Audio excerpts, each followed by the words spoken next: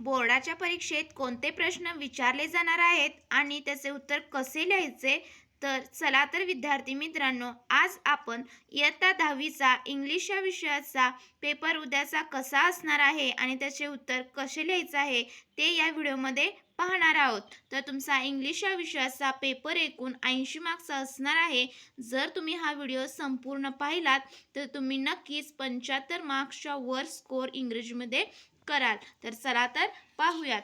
तर सेक्शन 1 जो असणार आहे तो पहा, तुमचा एकूण 10 मार्क्ससाठी असणार आहे, जो लँग्वेज स्टडीवरती बेस्ड असणार आहे. ज्यामध्ये क्वेश्चन नंबर 1A जो असणार आहे तो एकूण 8 मार्क्ससाठी विचारण्यात येतो. पहिला जो असणार आहे पहा, complete the words by using character letters. तर तुम्हाला करेक्टर लेटर्स तिथं फिल करून पुन्हा एकदा ते वर्ड काय करायचं आहे, तुम्हाला उत्तरपत्रिकेमध्ये लिहायचं आहे आणि ज्याला तुम्हाला 4 वर्ड्स देणार आहेत इनकम्प्लीट आणि तुम्हाला ते कंप्लीट करून लिहायचं आहे, ज्याला 2 मार्क्स हे असणार आहेत. त्यानंतर पहा, दुसरा जो असणार आहे तो असणार आहे अल्फाबेटिकल ऑर्डरमध्ये तुम्हाला दिलेले वर्ड्स अरेंज करून लिहायचे आहेत. तर इथे पाहू शकता 2 मार्क्ससाठी हा देखील प्रश्न असणार आहे आणि हा प्रश्न देखील तुमचा खूप सोपा असणार आहे. जर सिमिलर लेटर्सचे वर्ड्स दिले असतील तर त्याचं सेकंड लेटर किंवा थर्ड लेटर यानुसार तुम्ही अल्फाबेटिकल ऑर्डरमध्ये ते वर्ड्स अरेंज करायचे आहेत.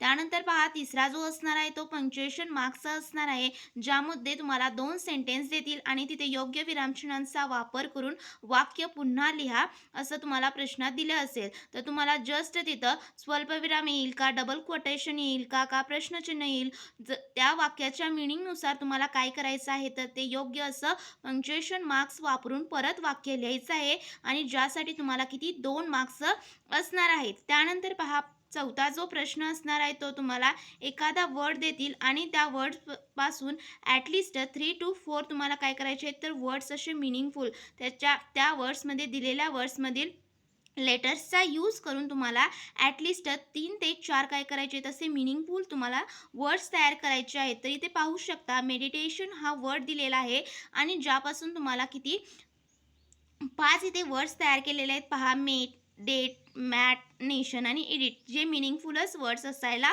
हवे. तर त्यासाठी किती 2 मार्क्स हे असणार आहेत. त्यानंतर पाचवा जो असणार आहे तो कंप्लीट द वेब. तर इथे पाहू शकता एखादं नाऊन देतील तुम्हाला, या स्क्वेअरमध्ये टीचर हे नाऊन दिलेलं आहे आणि त्याच्या रिलेटेड तुम्हाला काय करायचं आहे तर ॲडजेक्टिव्स लिहायचे आहेत.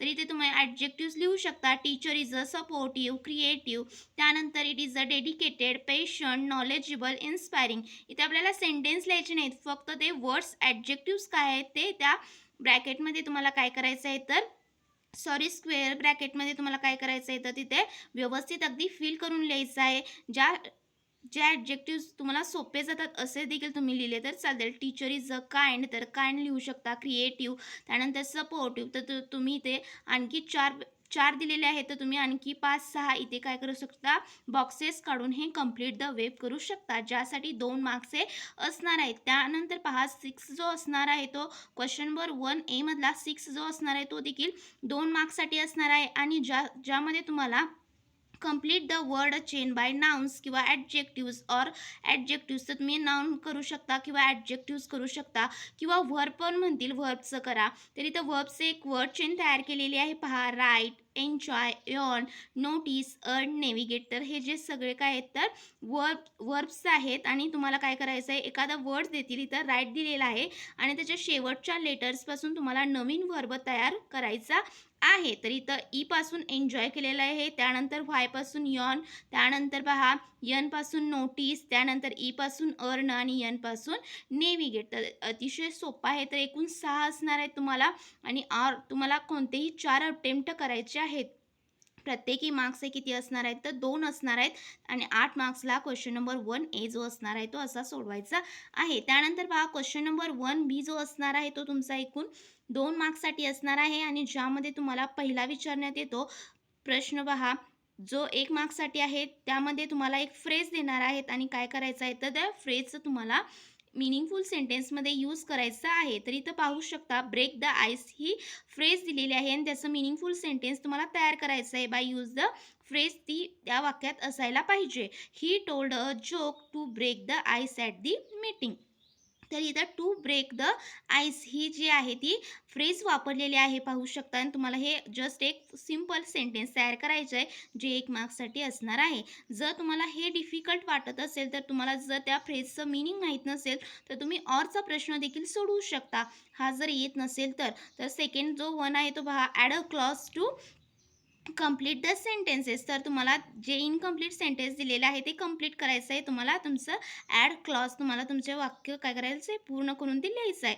तर तिथं इनकम्प्लीट काय सेंटेन्स दिलेला आहे पहा, धिस इज द स्कूल. तर धिस इज द स्कूल, तर तुम्ही काय लिहू शकता, where I study for 5 years किंवा where I studied for 2 years. तर अशा प्रकारे तुम्हाला ते कंप्लीट सेंटेन्स तुम्हाला ॲड अ क्लॉज करून लिहायचं आहे, जे 1 मार्क्ससाठी असणार आहे. तर आपण क्वेश्चन नंबर 1B मधला पाहिला जो 1 मार्क्ससाठी होता, त्यामध्ये ते 2 ऑप्शन्स असणार आहेत. एक फ्रेजचा असणार आहे आणि दुसरा ॲड अ क्लॉजचा असणार आहे. त्यानंतर पहा, क्वेश्चन नंबर 1B जो असणार आहे, त्यातला सेकंड जो असणार आहे तो 1 मार्क्ससाठी असणार आहे. तुम्हाला 2 वर्ड्स येतील आणि त्याला add a prefix or suffix to make a meaningful word. तर इथं पाहू शकता तुम्ही, इथं ॲग्री दिला होता तर आपण डिसॲग्री केलेला आहे, त्याला प्रिफिक्स लावलेला आहे. त्यानंतर तुम्ही सफिक्स देखील लावू शकता. तर पॉप्युलर हा वर्ड दिलेला आहे सेकंडवर आणि त्याला आपण पॉप्युलॅरिटी हा सफिक्स लावलेला आहे. तर एकूण हा 1 मार्क्ससाठी असणार आहे तुम्हाला.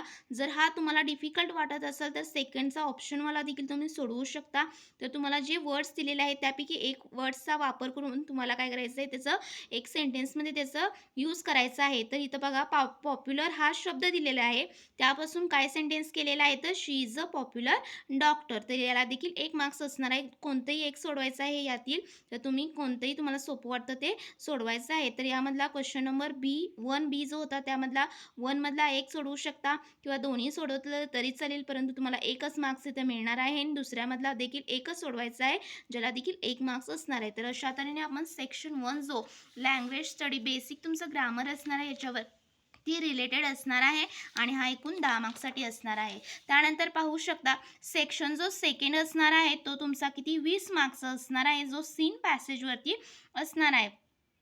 तर पाहू शकता, क्वेश्चन नंबर 2A जो आहे तो 10 मार्क्ससाठी आहे आणि जो तुम्हाला इंग्रजीच्या पाठ्यपुस्तकातीलच एखादा तुम्हाला पॅसेज देतील आणि त्याच्यावरचे तुम्हाला क्वेश्चन्स विचारणार आहेत. तर A1 पहा, सिम्पल फॅक्च्युअल वरती असणार आहे, ज्यामध्ये तुम्हाला काय करायचं आहे, तर फिल इन द ब्लँक्स, त्यानंतर true or false, complete the sentences.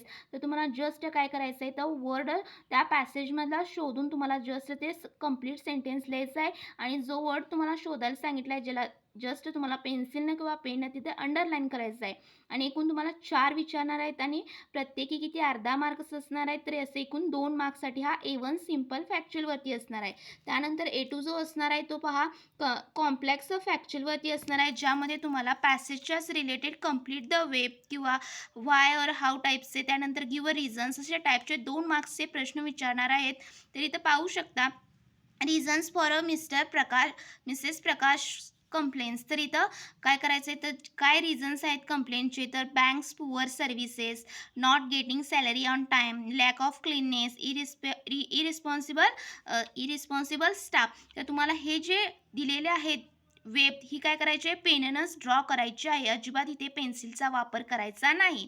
त्यानंतर पाहू शकता, A3 जो असणार आहे तो तुमचा व्हॉकॅब्युलरी बेस्डवरती असणार आहे, ज्यामध्ये तुम्हाला describing words, find the describing words from the passage, दिलेल्या पॅसेजमधील तुम्हाला काय करायचं आहे, डिस्क्रायबिंग वर्ड्स फाइंड करून लिहायचे आहेत. तर स्लो मुवमेंटसाठी कोणता वर्ड आहे, स्ट्रोल. आणि अँझियससाठी वरीड. तर काळजी म्हणजेच काळजी, वरीड. तर तुम्हाला काय करायचं आहे, तर तोच रिलेटेड वर्ड्स तुम्हाला पॅसेजमधला शोधून लिहायचं आहे. तुम्हाला अजिबात इथे काय करायचं नाही, तर स्वतःचे वर्ड्स अजिबात लिहायचे नाहीत. माहीत असलेले पॅसेजमधलाच वर्ड्स जर लिहिला तरच तुम्हाला इथे 2 मार्क्स A3ला मिळणार आहेत. त्यानंतर पाहू शकता, A4 जो असणार आहे तो ग्रामर रिलेटेड असणार आहे, ज्यामध्ये तुम्हाला काय करतील, तर एखादं सेंटेन्स देतील जे पॅसेजमधलंच असणार आहे आणि त्याचा आयडेंटिफाय द टेन्स किंवा convert the sentence into simple past tense. तर इथं I am looking for a job, याचं सिम्पल पास्ट टेन्स कसं केलेलं आहे पहा, I looked for a job. तर लुक हे जे वर्ब आहे त्याचा तुम्हाला पास्ट सेकंड फॉर्म घ्यायचा आहे वर्बचा आणि आय असं तुम्हाला कर्म लिहायचं आहे. खूप सोपं आहे हे 1 मार्क्ससाठी. त्यानंतर सेकंड वन पाहू शकता, डायरेक्ट स्पीचमध्ये हे सेंटेन्स दिलेलं आहे, Nathu said I have not received my pay. तर याचं इनडायरेक्ट स्पीचमध्ये कसं तुम्ही रूपांतर कराल, तर नथू सेड दॅट ही म्हणजेच कोण, आय हॅव त्यानं सांगितले आहे की तो स्वतः बोलतो, तर आपल्याला काय करायचं आहे, तर याचं दॅट हा वर्ड वापरायचा आहे आणि ही हॅड म्हणजेच आय हॅवचं काय करायचं आहे, तर टेन्स बदलून तिथं he had not received his pay. तर सिम्पल परफेक्ट प्रेझेंट टेन्सचं परफेक्ट पास्ट टेन्समध्ये तिथं कन्वर्जन होतो आणि दॅट हा वर्ड काय करायचा आहे, तर तिथं आपल्याला त्या वाक्यात यूज करायचं आहे. तर हे इनडायरेक्ट स्पीच आहे जे 1 मार्क्ससाठी. तर एकूण तुमचा A4 जो असणार आहे तो 2 मार्क्ससाठी ग्रामर रिलेटेड असणार आहे. त्यानंतर पाहू शकता A5 जो असणार आहे तो पर्सनल रिस्पॉन्सवरचा क्वेश्चन असणार आहे, जो तुम्हाला पॅसेज देणार आहे त्याच्याच रिलेटेड एखादा टॉपिक देणार आहेत आणि त्यावरती तुम्हाला 2 मार्क्सचा पर्सनल रिस्पॉन्सचा क्वेश्चन सोडवायचा असतो. तर इथं क्वेश्चन काय दिलेलं आहे पहा, तुम्हाला अजिबात पर्सनल रिस्पॉन्स त्यानंतर त्याचं क्वेश्चन काय आहे हे लिहिण्याची अजिबात आवश्यकता नाही, त्यामध्ये वेळ जातो. जस्ट तुम्हाला पासून काय करायचं आहे, तर तुमचं ते आन्सर हे पेपरमध्ये राईट करायचं आहे, अजिबात क्वेश्चन्स लिहित बसायचं नाही. तर मी इथे तुम्हाला समजण्यासाठी क्वेश्चन लिहिलेला आहे. तर पाहू शकता, do you think gossip can create problems in society. तर हा प्रश्न विचारलेला आहे की तुम्हाला वाटतं की gossip can create problems in society, तर समाजात काय गप्पा हे जे असतात तर त्या काय करतात, तर प्रॉब्लेम्स म्हणजे समस्या निर्माण करतात का. तर जस्टिफाय युअर आन्सर्स. तर आपण पाहतो की आपल्या आसपासच्या परिसरात gossip can create serious problems create करतं. यस म्हणायचं.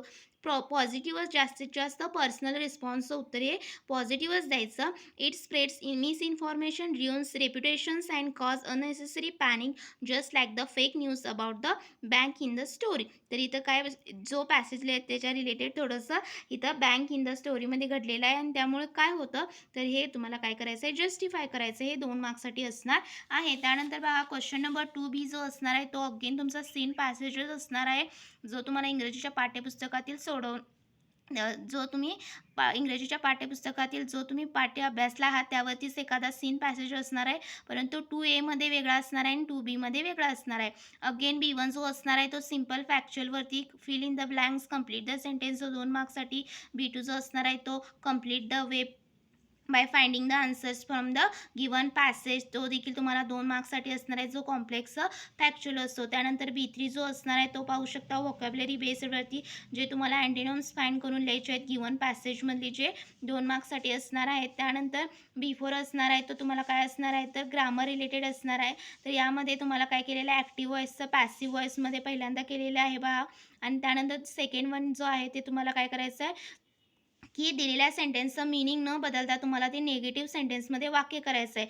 जर तुम्हाला दिलेले सेंटेन्स हे निगेटिव्हमध्ये करायचं असेल तर तिथे नॉट हा शब्द वापरायला लागतो आणि तुम्हाला जो सेंटेन्स जर तिथं सेंटेन्स दिले आहे बघा, they were happy at all, तर ह्याचं निगेटिव्ह सेंटेन्स कसं होईल, दे वेअर नॉट हा वर्ड वापरायचा आहे निगेटिव्ह सेंटेन्समध्ये आणि हॅपीचं ऑपोजिट वर्ड काय आहे, तर अनहॅपी ॲट ऑल. तर याचं सेंटेन्सचं मीनिंग देखील बदलणार नाही आणि आपलं जस्ट नेगेटिव्ह सेंटेन्समध्ये त्याचं कन्व्हर्जन होऊन जाईल. त्यानंतर पहा B5 जो असणार आहे तो अगेन पर्सनल रिस्पॉन्सवरती असणार आहे. तर इथं पाहू शकता, do you agree that money cannot buy happiness. तर yes I agree that money cannot buy happiness, या मताशी मी सहमत आहे. यासाठी 1 मार्क्स आणि तुम्हाला जस्टिफाय करायचं आहे. तर याचे उत्तर तुम्ही पाहू शकता. True joy comes from contentment and small moments as demonstrated by the joyful yet poor pair in passage, but in my opinion money only buy expensive things, not a happiness. तर असं सोपं तुम्हाला उत्तर लिहायचं आहे, जे 4 ते 5 ओळीत असणार आहे, जे 2 मार्क्ससाठी असणार आहे. तर सेक्शन जो सेकंड होता तो एकूण 20 मार्क्ससाठी आपण पाहिला. त्यानंतर सेक्शन जो थर्ड असणार आहे तो असणार आहे तुमचा 10 मार्क्ससाठी, जो पोएट्रीवरती असणार आहे. तर इथं इफ जी पोयम आहे ती व्यवस्थित तुम्ही करून जायची आहे, किंवा सगळ्या ज्या पोयम्स आहेत त्यावरती 5 मार्क्सचे प्रश्न तुम्हाला विचारण्यात येणार आहेत. आणि यामध्ये पाहू शकता इफवरची पोयमचे क्वेश्चन्स आहेत. तर इथं सेक्शन 3 क्वेश्चन नंबर 3A जो असणार आहे तो एकूण 5 मार्क्ससाठी असणार आहे. तर A1 जो असणार आहे तो सिम्पल फॅक्च्युअल, साधं आपल्याला ट्रू ऑर फॉल्स एखादी पोयम देतील आणि त्याच्याच रिलेटेड तुम्हाला वाचायची आहे आणि त्या त्यातीलच तुम्हाला सेंटेन्स देणार आहेत आणि ट्रू आहे का फॉल्स तुम्हाला जस्ट त्याचं उत्तर लिहायचं आहे. अजिबात सेंटेन्स लिहिण्याची आवश्यकता नाही. त्यानंतर पहा ए टू जो असणार आहे तो असणार आहे जरासं कॉम्प्लेक्स फॅक्च्युअलवरती असणार आहे, ज्यामध्ये तुम्हाला व्हाय और हाऊ टाईपचे किंवा कंप्लीट द वेब असे क्वेश्चन्स विचारू शकतात. तर इथं विचारले which is the main message of the given poem. तर इथं main message is to remain balanced, not be overwhelmed by dreams or thoughts and to face success and failure equally. त्यानंतर पहा ए3 जो असणार आहे तो तुम्हाला व्होकॅब्युलरी किंवा तुम्हाला पोएटिक डिव्हाइसवरती म्हणजेच 1 मार्क्ससाठी असणार आहे. ए2 जो असणार आहे तो 2 मार्क्स आणि ए3 1 मार्क्ससाठी तुम्हाला काय करणार आहे तर रायमिंग वर्ड शोधून लिहा किंवा रायमिंग पेअर्सचे वर्ड्स शोधून लिहा. त्यानंतर पोएटिक डिव्हाइसमध्ये काय विचारतील तर ॲलिट्रेशनची जी फिगर ऑफ स्पीच आहे त्याच्याशी रिलेटेड कवितेतील ओळी शोधून लिहा. तर एक मार्क्ससाठी खूप सोपा प्रश्न असणार आहे.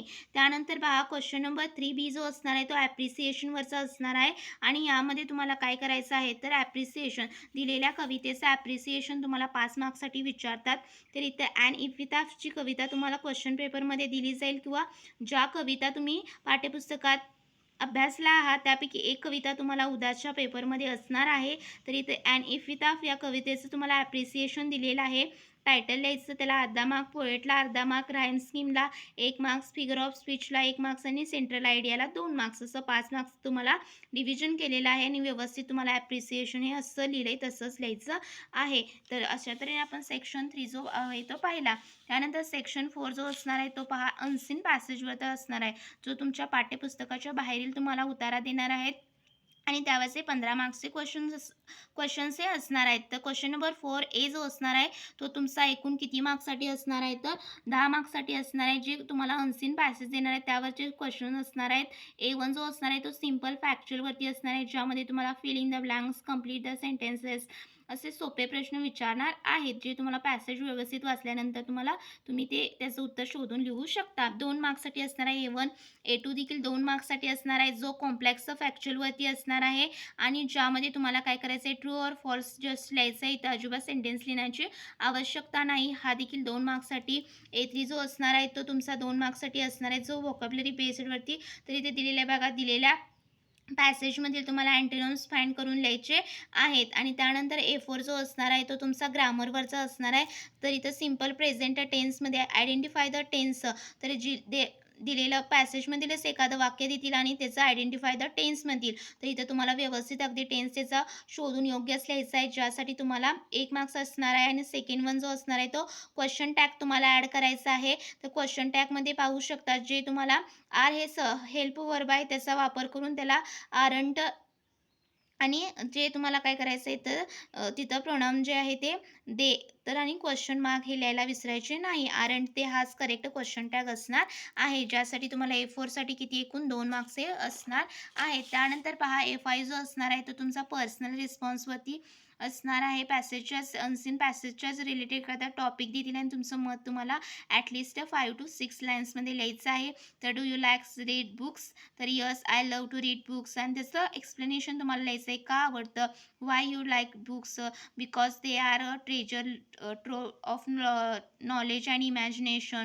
त्यानंतर reading especially story books and novels helps me to improve my vocabulary and strength. तर अशा प्रकारे तुम्ही उत्तरे लिहू शकता, जे 2 मार्क्ससाठी असणार आहे. तर क्वेश्चन नंबर 4A जो होता एकूण 10 मार्क्ससाठी आणि जो अनसीन पॅसेज देणार आहेत पहा तुम्हाला जो देणार आहेत अनसीन पॅसेज, तर त्याच्यावरचीच तुम्हाला काय करायची आहे समरी लिहायची आहे, ती 5 मार्क्ससाठी असणार आहे. त्यामुळे जर तुम्ही क्वेश्चन नंबर 4A व्यवस्थित जर सोडवला आणि त्यावरून तुम्हाला अंदाज आलेला असतो की या पॅसेजमध्ये काय आहे, तर जस्ट समरी लिहिताना काय काळजी घ्यायची, तर सर्वप्रथम तुमचा अनसीन पॅसेज पुन्हा एकदा वाचायचा आणि वाचत असताना त्यातील जे तुम्हाला इम्पॉर्टंट शब्द वाटतात त्याला जस्ट तुम्ही पेन्सिलने अंडरलाईन करायचं आणि त्यानंतर काय करायचं त्या वर्ड्सचाच वापर करून आपल्याला सेंटेन्स तयार करायचा आहे. आणि तुम्ही त्या सेंटेन्समध्ये काय करू शकता तर तुम्ही त्यामध्ये therefore, because, but, however, or, and यासारखे नेसेसरी कनेक्टर्स तुम्ही ते सेंटेन्स मिनिंगफुल सेंटेन्स तयार करत असताना विथ ग्रॅमॅटिकली करेक्ट सेंटेन्स तयार करत असताना या कनेक्टर्सचा तुम्ही वापर करू शकता. आणि तुम्हाला काय करायचं आहे तर टायटल द्यायला अजिबात विसरायचे नाही आणि टायटल काय असलं पाहिजे अट्रॅक्टिव्हच असलं पाहिजे, आय कॅचिंग. आणि जे तुम्ही टायटल देणार आहात ते काय पाहिजे तर तुमची जी अनसीन पॅसेज दिला आहे त्यातील मेन आयडिया काय आहे ते पॅसेजची ते सांगणारं तुमचं टायटल असलं पाहिजे. टायटलला 1 मार्क्स असणार आहे समरीमध्ये आणि तुम्ही कसं ग्रॅमॅटिकली करेक्ट ते लिहिता, सगळे पॉईंट्स इन्क्लुडेड आहेत का, तर हे सगळं पाहण्यासाठी एकूण 4 मार्क्स असणार आहे. तुमची समरी छोटी आहे का, टू दी पॉईंट आहे का, तर व्यवस्थित अगदी समअप झालेला आहे का तुमचा अनसीन पॅसेज, त्यामध्ये हे यासाठी किती असणार आहेत, 4 मार्क्स हे असणार आहेत. तर अशा तऱ्हेने आपण सेक्शन 4 बघितला जो अनसीन पॅसेजवरती असणार आहे. त्यानंतर आपण आता पाहणार आहोत जो सेक्शन 5 असणार आहे रायटिंग स्किल्सचा, जो एकूण 20 मार्क्ससाठी असणार आहे आणि ज्यामध्ये आपल्याला काय स्कोर आपण ह्यामध्ये करू शकतो व्यवस्थित अगदी जर फॉर्मॅटनुसार लिहिलं तर.